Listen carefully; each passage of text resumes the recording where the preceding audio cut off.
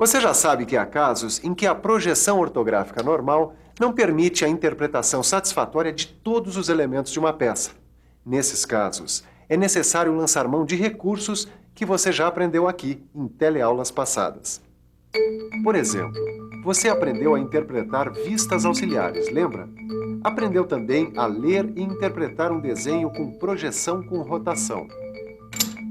Portanto, você já conhece alguns tipos especiais de projeção ortográfica. Mas às vezes, dependendo das características da peça, nem as vistas auxiliares, nem a projeção com rotação mostram com clareza todos os elementos que se quer analisar. E aí, como é que fica? Bom, é justamente isso o que você vai ver na teleaula de hoje. Na teleaula de hoje, você vai conhecer outros tipos especiais de projeção ortográfica: as vistas especiais, as vistas localizadas e as vistas parciais. Fala, Caio. Ô, Adanis, tudo bom? Tudo bem? O que é que você manda dessa vez? Vim te incomodar um pouquinho. Eu tô com uns probleminhas no desenho aqui, queria que você desse uma olhada pra mim. Imagina incomodar. Você sabe que eu adoro resolver problema. E aí, o que é que tem com esse desenho? Dá só uma olhada. É esse desenho aqui que está dando problema? Bom, parece uma boa perspectiva. Na verdade, não é bem a perspectiva, mas as vistas ortográficas. Já estou entendendo. Tá vendo só? Eu imaginei as vistas ortográficas normais, mas alguns elementos estão aparecendo deformados. Estão dificultando a interpretação da peça. É verdade. Além disso, alguns elementos estão representados pelas linhas para arestas e contornos não visíveis. Está mesmo um desenho bem confuso para se interpretar. Eu não vejo jeito, é uma peça complicada. Projeção com rotação não dá, porque os elementos não estão associados a um eixo. E a face oblíqua está ligada à base por uma nervura. Isso dificulta a representação da vista auxiliar. Acontece que o caso aqui é para outro tipo de projeção ortográfica. É um recurso chamado vista especial. Vista especial?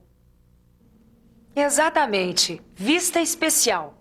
E tem justamente esse nome por ser um tipo especial de projeção, utilizado em casos especiais. Como é o caso dessa peça aqui que eu vou mostrar para vocês. Dá só uma olhada. Observe bem essa peça representada em perspectiva.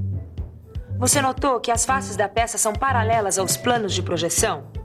Apesar disso, a interpretação de seus elementos em projeção ortográfica normal fica bastante prejudicada. Veja só, preste bastante atenção na projeção do plano lateral direito. Você viu como a interpretação não fica clara? É justamente para facilitar a representação de peças como esta que é necessário recorrer a um outro tipo especial de projeção ortográfica. Nesse tipo de projeção, nós imaginamos o observador numa posição que lhe permita ver diretamente os elementos a serem representados. Mas eu acho que falando fica difícil entender, é melhor mostrar. É pra já. Imagine a mesma peça e os planos vertical, horizontal e lateral direito. Agora vamos chamar de A a posição da qual o observador vê a parte lateral direita. Veja a projeção desta parte no plano lateral direito. Nesse caso, os elementos da parte lateral direita, visíveis ao observador, são representados no plano lateral direito pela linha para arestas e contornos visíveis. Agora imagine o observador vendo a parte lateral esquerda da peça da posição B, na direção indicada pela seta. Esta parte da peça vai ser projetada no plano lateral esquerdo. E agora, os elementos da parte lateral esquerda estão visíveis ao observador, representados pela linha para arestas e contornos visíveis. Agora imagine que os dois planos laterais foram rebatidos. Veja que a face projetada no sentido de observação da seta A deu origem à vista de A. E a face projetada no sentido de observação da seta B deu origem à vista de B. A vista de A e a vista de B são duas vistas especiais. Repare que é bem mais fácil analisar os elementos da peça do que numa representação com vista lateral normal. Nesta representação com vistas especiais, não é necessária a vista superior, porque as demais vistas já possuem as informações necessárias para a execução da peça. Seria bom mostrar como ficaria esse desenho com a vista frontal em corte. É mesmo. Mas dá mais uma olhada nesse desenho aqui. Veja, nas vistas de A e de B, os elementos aparecem representados pela linha para arestas e contornos visíveis. Isso foi possível pela mudança da posição do observador em relação às faces projetadas. Mas para simplificar ainda mais o desenho técnico, evitando as linhas para arestas e contornos não visíveis, podemos representar a vista frontal em corte. As extremidades inferiores das vistas de A e de B foram suprimidas. As linhas de ruptura indicam o lugar onde foi feita a supressão. As setas e as letras que indicam a posição e direção de onde foram projetadas as vistas são mantidas no desenho técnico definitivo. Quer dizer, então, que para identificar as vistas especiais é só colocar a expressão vista D, seguida de letra correspondente, ou A, B, C? Exatamente. E na representação em projeção ortográfica especial, as vistas aparecem dispostas no local mais conveniente para sua interpretação. E agora, sabendo dessas coisas, dá para imaginar como ficaria essa peça com vistas especiais? Acho que dá. Vamos pensar um pouco? Vamos pensar um pouco. Olha só, as vistas representadas ficam apenas três: a vista frontal, a vista de A e a vista de B. Olha só, na vista frontal aparece representada uma seção de nervura. A vista de A mostra em verdadeira grandeza os elementos visíveis da face oblíqua da peça e a nervura, representada pela linha para arestas e contornos não visíveis. Já a vista de B mostra claramente os elementos da face inferior do modelo vistos de baixo. Na vista de B, foi suprimida a representação por linhas tracejadas da face oblíqua da peça. Não há necessidade de mostrar a face oblíqua nesta vista, porque ela aparece claramente na vista de A. Muito bem. Acho que deu para entender bem para que servem as vistas especiais, e elas realmente ajudam bastante.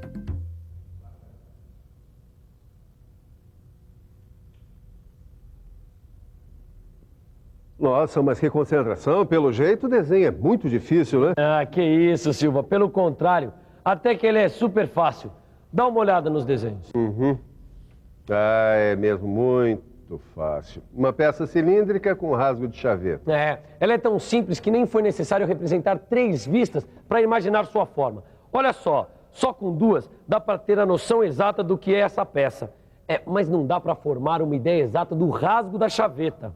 Certo, entendi o seu problema. Quando isso ocorre, a gente lança a mão de um recurso chamado vista localizada. Vista localizada? É uma forma de representação especial. Você usa as vistas localizadas quando precisa realçar somente um elemento da peça, como é o caso desse rasgo de chaveta. Mas como é que eu represento essa vista localizada, Silva? É simples. Olha só essa vista ortográfica. O que você deve fazer é imaginar o observador em uma posição que lhe permita ver o rasgo de chaveta sem deformação. Em seguida, imagine o rebatimento desse elemento próximo à vista principal. Olha só, tá vendo? As vistas localizadas em geral aparecem próximas aos elementos que elas representam. E elas podem ser representadas ligadas à vista principal pelo prolongamento da linha de centro. Que legal! É simples mesmo e bem útil conforme o caso. É verdade. Essas representações especiais existem para auxiliar em casos em que as vistas normais não ajudam. Bom, além dessas vistas especiais e das vistas localizadas, existe outro tipo de representação especial? Existe. Tem um outro tipo de recurso que pode ser muito útil. São as vistas parciais. Parcial, que não é total, que faz parte de um todo. Você já sabe que uma peça simétrica, cortada ao meio por um plano de corte longitudinal ou transversal, fica dividida em 2 metades iguais. Em desenho técnico, quando uma peça é simétrica, nós podemos desenhar apenas uma parte da peça para representar o todo. Vistas parciais, então, são aquelas onde apenas uma parte da peça é representada, pois a outra é exatamente igual. Nos casos em que a metade da vista de uma peça é representada, essa representação chama-se meia-vista. Para você entender melhor a meia-vista, dá só uma olhada nesse exemplo. Aqui está a representação de um suporte. veja suas vistas frontal e superior. Como é uma peça simétrica, é possível economizar tempo e espaço no desenho, imaginando uma meia vista. Olhe. Aqui nós vemos 3 maneiras diferentes de representar a peça em meia vista. Você notou que nos 3 casos, a vista superior foi representada em meia vista? Na figura A vista frontal aparece representada sem corte. Apenas a metade anterior da vista superior aparece representada abaixo da vista frontal. Repare que a linha de simetria horizontal aparece delimitada por 2 traços curtos, estreitos e paralelos, perpendiculares às suas extremidades. Na figura B, a vista frontal aparece representada com corte total. Neste caso, apenas a metade posterior da vista superior aparece representada. A linha de simetria também foi delimitada pelos 2 traços curtos, estreitos e paralelos em cada extremidade. Na figura C, a única diferença é que a vista frontal aparece representada em meio corte. A vista superior, representada em meia vista, é idêntica à da figura B. Lembre-se que ao ver uma meia vista, você deve ser capaz de imaginar uma vista completa correspondente. Mas isso não é muito difícil porque você já sabe que a parte omitida é simétrica à parte desenhada. Isso mesmo, você pegou o espírito da coisa. E tem mais. Há casos em que uma única vista é suficiente para dar uma ideia completa da peça. E se a peça for simétrica, nada impede de representá-la em meia vista. Olha aqui. Essa outra peça cilíndrica é bem simples. E aqui a vista frontal da peça em representação normal sem corte. Nesse caso, a peça pode ser representada em meia vista sem qualquer prejuízo para a interpretação da peça. Esta é a meia vista sem corte e esta com corte. Bom, mas você disse que existiam vistas parciais. Existe outra sem ser a meia vista? Claro, existe a 4ª parte de vista. 4ª parte de vista? Eu já sei. Se a gente pegar uma peça e imaginar que ela foi cortada por 2 planos, um horizontal e um vertical, e o resultado for 4 partes iguais, a gente pode representar 1/4 de peça. Isso mesmo. Imagine, por exemplo, uma peça composta por formas cilíndricas com um furo passante quadrangular. É uma peça simétrica. Veja a representação dessa peça em 2 vistas normais, a vista frontal e a vista lateral esquerda. Imagine agora que a vista lateral divide-se em 4 partes iguais. Cada uma dessas 4 partes representa 1/4 parte de vista. Por fim, veja a representação ortográfica desta peça com a 4ª parte de vista. As vistas representadas são a vista frontal e a vista lateral esquerda. A vista frontal aparece representada em corte com a aplicação de meia vista. E a vista lateral esquerda aparece representada com a aplicação de 4ª parte de vista.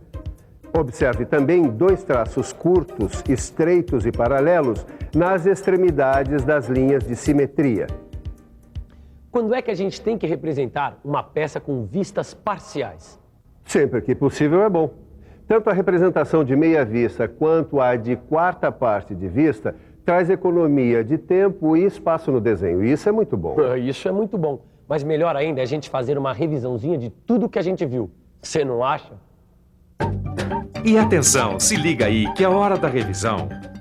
Na teleaula de hoje, você viu que quando os elementos de uma peça aparecem deformados nas vistas normais, dificultando a interpretação, existem representações especiais, como a vista especial, que facilitam a leitura do desenho técnico. Aprendeu também que, além das vistas especiais, existem outros tipos de representações especiais. Uma delas é a vista localizada. Também existem as vistas parciais, utilizadas em peças simétricas e que podem ser imaginadas em meia vista ou em 4ª parte de vista. Hoje eu aprendi muitas novidades aqui com o mestre Ananias e tenho certeza que você também aprendeu. E você viu que não são coisas difíceis. O segredo é praticar. Praticar bastante os exercícios que estão no seu livro. Boa sorte e até a próxima.